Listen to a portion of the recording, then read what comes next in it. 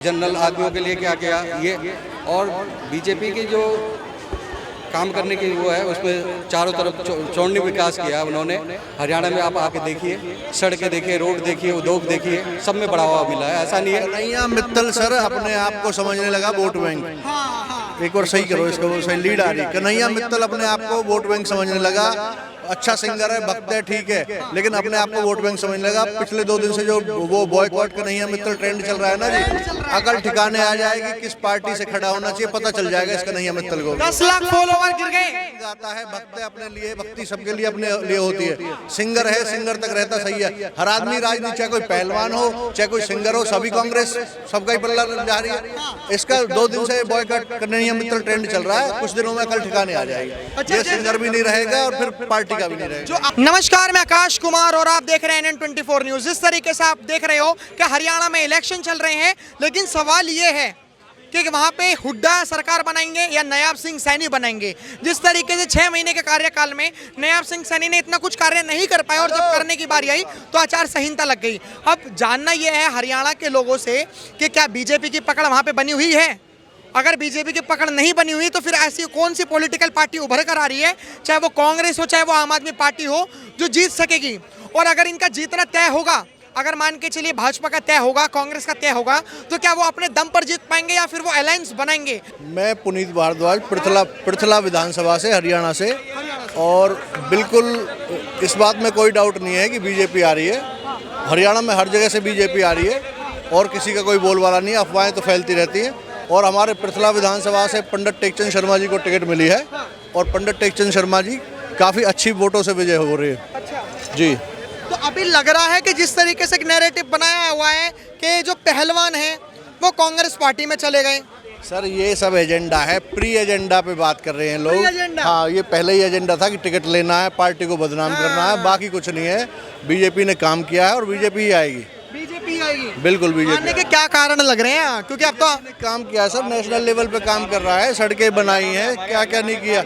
National level पे, upper level पे काम किया है, ग्राउंड लेवल पे काम कर रही है, सारे अधिकारियों को सही किया है, काम कर रही है। काम दिखता है लोगों को काम दिखता है ना, तो बीजेपी आएगी।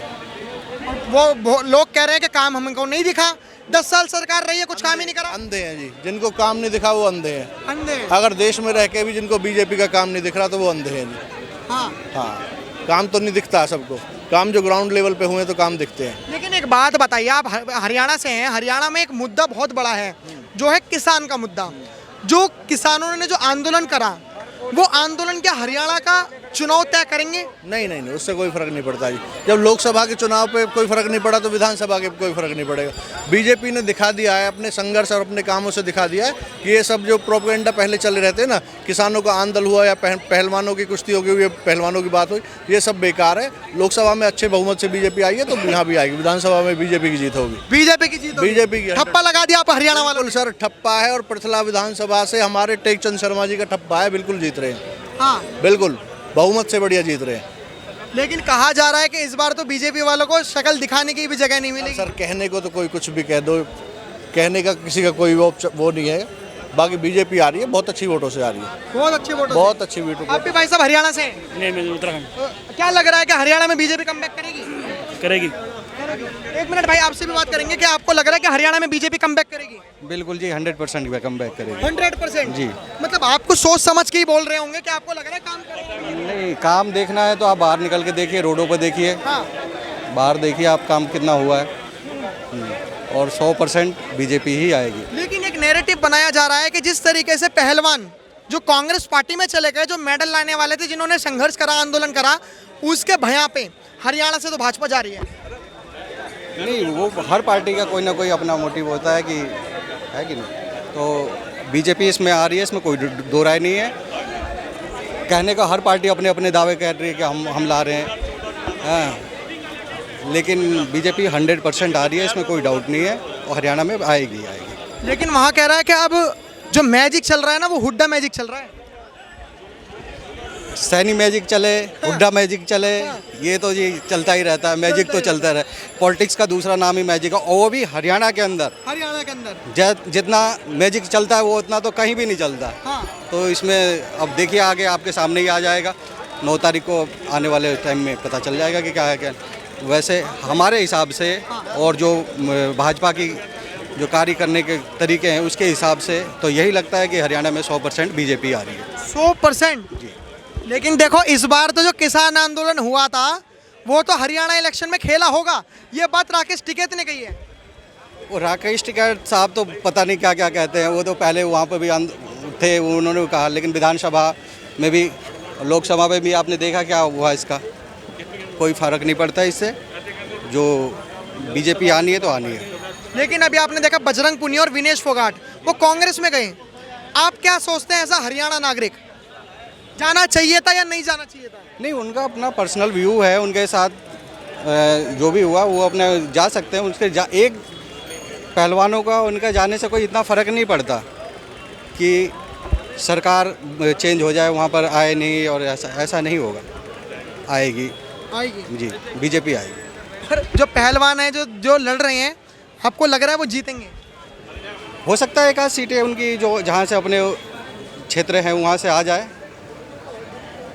ऐसा हो सकता है, लेकिन उससे ये नहीं कि सरकार बदल जाएगी और दूसरी सरकार आएगी, ऐसा नहीं। आप बिट्टू बजरंगी को जानते हैं? बिल्कुल जानते हैं जी। बिट्टू बजरंगी ने भी हरियाणा में पॉलिटिक्स में एंट्री कर ली है और अब वो लड़ रहे हैं, क्या लग रहा है बिट्टू बजरंगी जीत पाएंगे? नहीं, बिट्टू बजरंगी का तो जी नहीं, मुश्किल है। हाँ, बिट्टू क्या मुश्किल है? जी। और बीजेपी का कमबैक दोबारा है।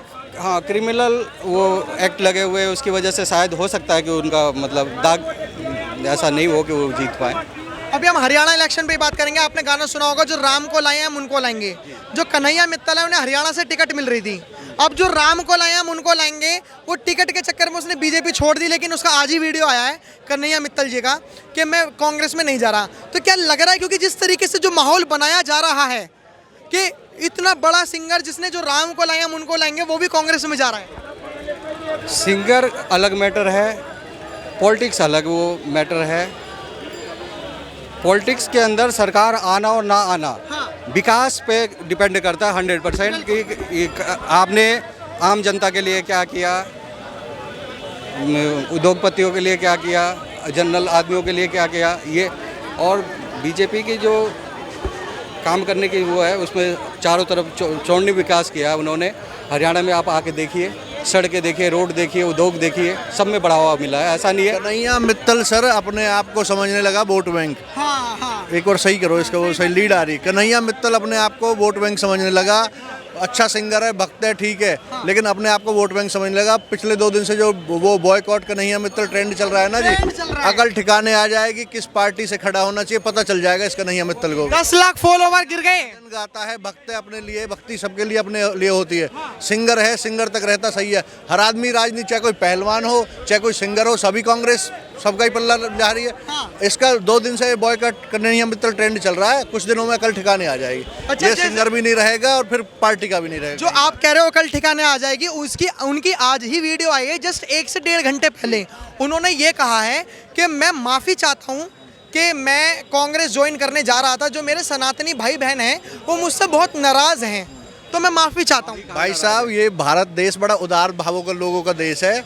माफ़ी चाहेगा तो माफ़ी दे देंगे, अगर दूसरी जगह भगेगा तो इसके अकल ठिकाने भी लग जाएगी। हाँ, बहुत बढ़िया, बस धन्यवाद जी, अभी इतना ही धन्यवाद। बहुत। तो आपने देखा कि हमने हरियाणा के लोगों से हरियाणा की बातें करवाई कि हरियाणा में सरकार किसकी बन रही है। फिलहाल हम यहाँ पे छोड़ते हैं कि सरकार किसकी बन रही है, और आप बताइएगा कमेंट बॉक्स में जरूर बता के कि कन्हैया मित्तल का कांग्रेस में जाना और पहलवानों को कांग्रेस में जाना कितना कांग्रेस का वोट बैंक बढ़ा सकता है। फिलहाल आप देखते रहे NN24 न्यूज़। धन्यवाद, जय हिंद।